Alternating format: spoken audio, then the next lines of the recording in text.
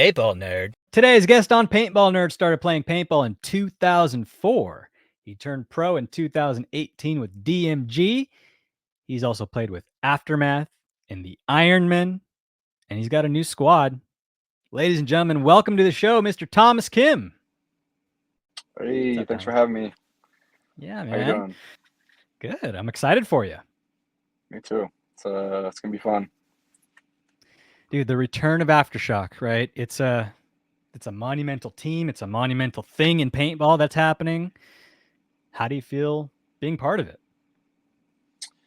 Um, Obviously it's exciting, but I think the underlying root there is more so humbling. Uh, Mm. Being on a team that went pro with DMG, helping them lead them to the pro scene is something not a lot of people get to do. I feel like most people kind of get picked up in the pro, so that was a cool thing to be a part of. But then going to the Ironman, which is another extremely legendary OG franchise, is kind of a similar concept right now with going to Aftershock. Another similar OG legendary franchise, both pretty much around from the beginning. So there's a lot of similarities there, but it's also um, a really just cool thing to be a part of. It's an opportunity I wasn't really anticipating until kind of last week when I got that call, and I really didn't have any plans to come back. So once it all kind of just started getting rolling, it was something I got really excited for, and I definitely missed the game. So it's an opportunity I couldn't really pass up. So Thomas, how did it go down? Because you took 2023 off, right? Yeah, yeah. I took pretty much pulled the Brett Favre, I guess. I really didn't have any plans to come back to paintball. That's when I made my announcement that I was going to retire.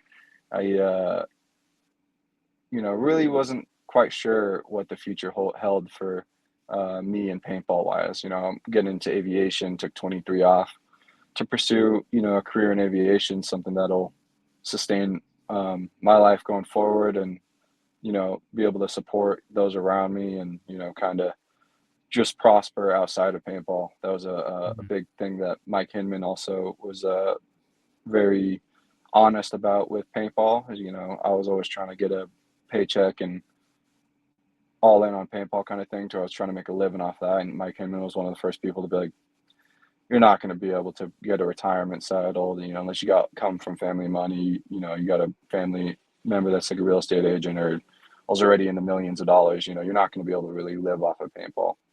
So I Yeah. took 23 off, and with aviation, I didn't really know entirely what I was getting into scheduling wise and everything like that. And this situation just kind of happened to work out to where I'll should graduate, finish up my aviation licenses by roughly the beginning of summer, plus or minus a month or so. And then after that, you can pursue a job. So scheduling wise, it looks like it'll line up to where I should be free for a majority of the year, to put time off and be able to make these events, and also the opportunity of um, what Todd and Aftershock are building, you know, kind of outweighed the effort I need to put forward to make time off and put the requests in, and talk to the management and make sure that they understand that, like, this is something I want to do. I think the weight of what they're doing, who we're grabbing, and um, everything aligning the way it is, it's something that I would look back when I'm old and regret not doing. So something I had to figure out how to make it work. And Todd hit me up about a week ago, and Todd Fashion sent me a little gift thing, and I was like, oh, I know what this means. And then some of the guys called me and got it rolling. It's so we I mean, A-Rod's been announced. At the time this interview is going to be released, LJ would have been announced, Corey Hall, and those three dudes you've won with them, right? Mhm. In Yeah, Vegas 2020. So yeah, it was awesome. so is that part of the factor of getting you to come back? 100%. I think if it wasn't them, it wasn't Todd Martinez and, at Todd Addison at the helm. If it wasn't all of these things lining up, I wouldn't be coming back. I had Mm, some teams reach out the year I retired, and then this last couple of months, I've had a handful of teams reach out and kind of show interest and get the ball rolling on thinking about trying to make a move to get me. But I kind of told all them like aviation's my priority. No disrespect to any of those teams, but it was something that like I said, I wasn't planning on doing. So it was kind of like if things work out perfectly, I'd be willing to make it work. But I really didn't have any plans to make the first event until I was really done with aviation kind of thing. And now that's pushing into the second event too. So being that it is, the boys from 2020, a roster that I fully believe in, some of my best friends for sure. And then you got Cash Money leading the helm.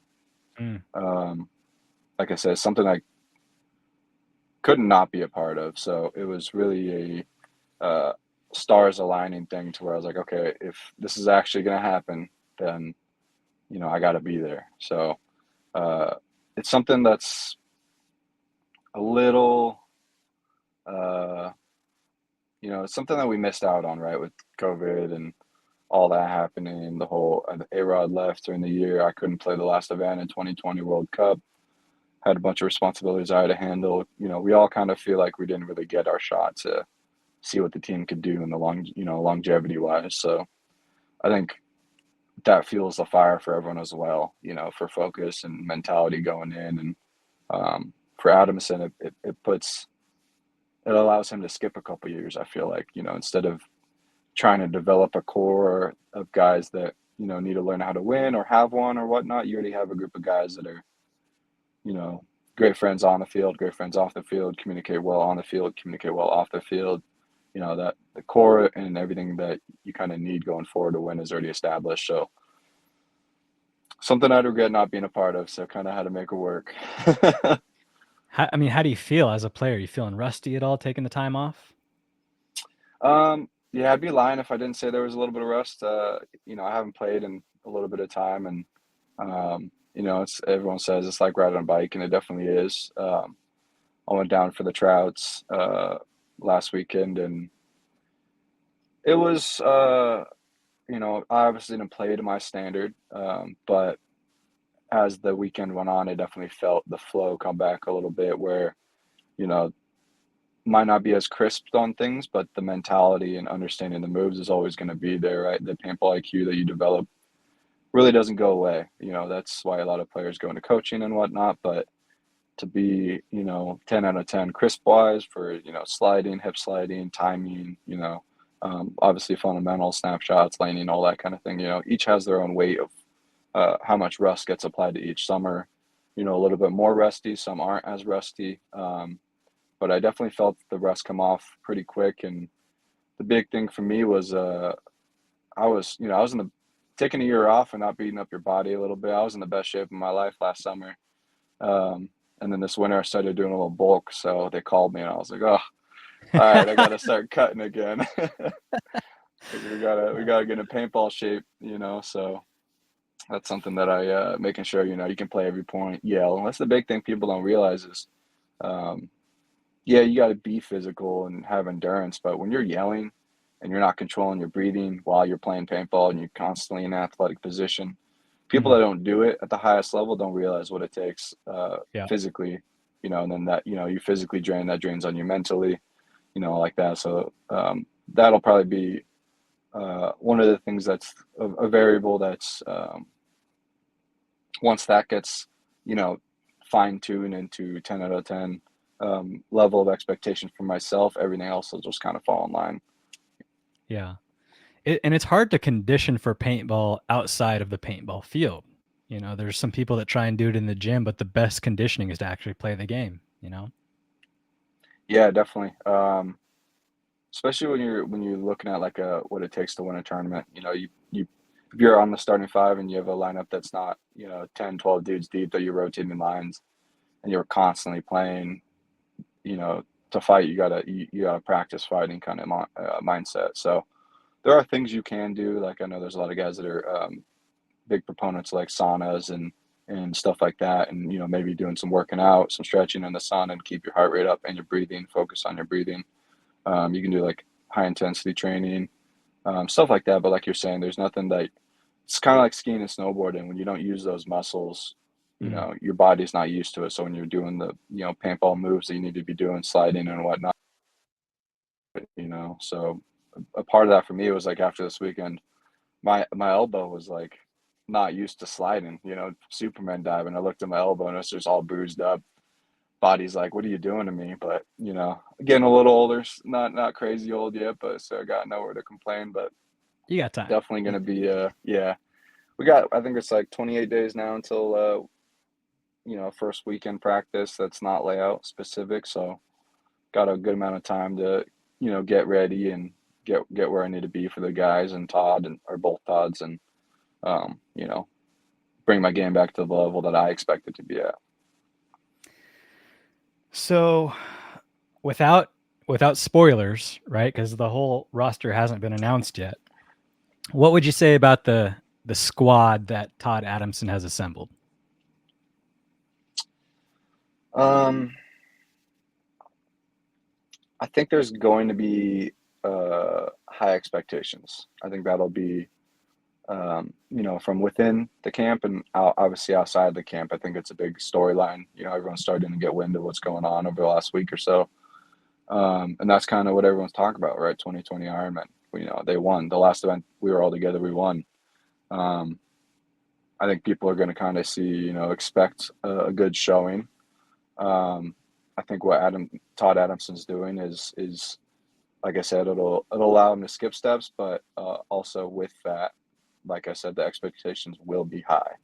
Mm. So I think it really boils down to the fine minute variables that we can all do um, to get ourselves caught up to speed, right? We've all pretty much, or me and Arod haven't been playing a lot of paintball, but everyone else has. So the big thing is making sure the chemistry is at top notch. I think everything else will fall into place, but um, making sure we're properly doing everything on the field and off the field, I think will be the big thing going forward um, for the entire roster, right? And then integrating, you know, everyone else that will be released soon, all those guys into the game plan of what we're doing. Again, everyone on the same mindset going forward is going to be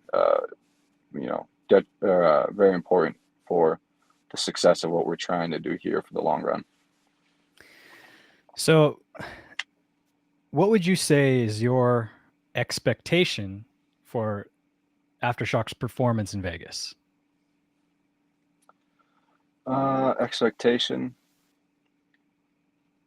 for the whole Yeah. team. I mean, obviously, the easy answer is, I think we can win for sure. I don't think there's a doubt that we can win. Um, I think the big thing is consistency. Uh, the league right now is extremely talented. There's high level players across the board on a lot of different teams. Some teams are fully developed high level players, right? So no disrespect to anyone out there. I think it's a um, understanding of the game as a whole for Aftershock is a bunch of high level players as well that have the IQ to make a run on Sunday, right? I think we obviously need to come at it one point at a time, one match at a time, and make sure we have that consistency going throughout the event. But I think as a whole, we all definitely have a understanding that we should go into Sunday and we should make a run. I don't see why we shouldn't. Um, I think it'll be the first event.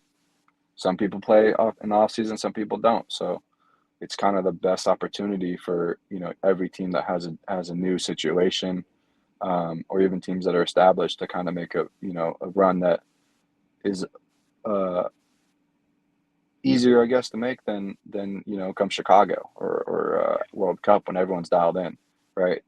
There's the variables of that first event are just kind of wider. So um, I think that bodes well for our team and what we can build together and the chemistry that we already have as a group. I saw a good amount of the guys there this last weekend, and it feels like it was 4 years ago where we didn't didn't miss a beat. It feels like that we just time traveled back in time, and I was, just hanging out with my friends again. So I think with the high expectations, I think we'll be able to rise definitely to the top. So you feel like there's something to prove. I mean, because it's like you guys didn't really get a chance to finish out after Vegas 2020. You didn't get a chance to continue because A-Rod left. So it's like now that you guys are, you, A-Rod, LJ, Corey are back together, it's like, let's show them that we can do it again. Yeah, definitely. There's something to prove, and I think that um, as a competitor on from the outside looking in, other teams, I think obviously that puts a target on your back a little bit of like, what do these guys, who do these guys think they are? Obviously, they're not going to come in and beat us, right? Right now, everyone's got to slay the dragon, right? I think that's the Yeah. mindset everyone else has as us coming in. I think from a fan perspective, it's kind of what you're saying about, wow, this is a once in a life opportunity for these guys to come together again. Not a lot of people ever have the opportunity to play pro, but not a lot of people have the opportunity to rebuild a team that won an event, and I think that'll be a big storyline. So um, going forward, we definitely have something to prove, and I think we need to keep our standards high and prove to ourselves first, and that'll just build the longevity throughout the season and potentially into the future with a solid core group of guys. Awesome. Well, Thomas, thank you so much for your time here. Is there anything that you'd like to part with for the paintball community? Appreciate you. Thank you for your time. Definitely want to give a shout out to Todd Adamson. It's all this wouldn't be happening without him and his passion for paintball, and his family's passion for paintball, doing what they're doing, both European, WNXL, NXL, and then also investing in the youth. Um, Definitely want to thank all my sponsors as well. The new sponsors we're having for this year. I think that those will be announced throughout the time next week or so, or they're already announced. I'm not entirely sure.